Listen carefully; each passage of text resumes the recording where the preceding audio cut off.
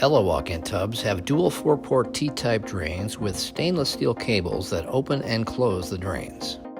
The stainless steel cable comes in a protective black plastic sleeve. In the rare circumstance that there is a failure with the drain cable due to misuse, the cable can be replaced by following these important steps. First, by removing the small service panel on the connection box on the drain. Carefully and slowly remove the armature from the connection box. Remove the barrel end. Stepping on an open drain causes tremendous stress on the cable and could cause breakage. That's why we place warning stickers on every tub before we ship them out. Then, using an Allen wrench, remove one of the drain handles. Loosen and remove the retaining ring nut on the vent, and remove the drain vent assembly completely. Here we see how the inner assembly works. To remove the cable from the assembly, simply unscrew the entire cable. Then replace with the new cable by screwing it in completely. Tighten the locking nut firmly, but don't over-torque.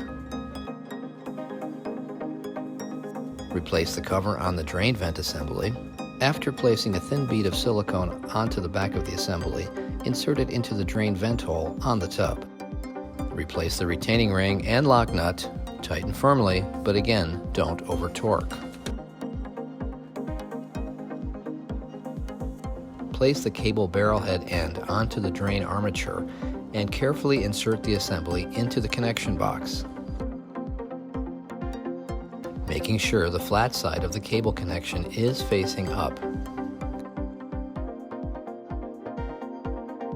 Here we see how the cable activates the armature and how the armature opens and closes the drain via the drain stem. Make sure there's a positive connection between the drain stem and the armature. Then replace the small panel on the connection box of the drain. And finally, replace the drain handle. Making sure open and closure is indicated by the handles being straight up and down.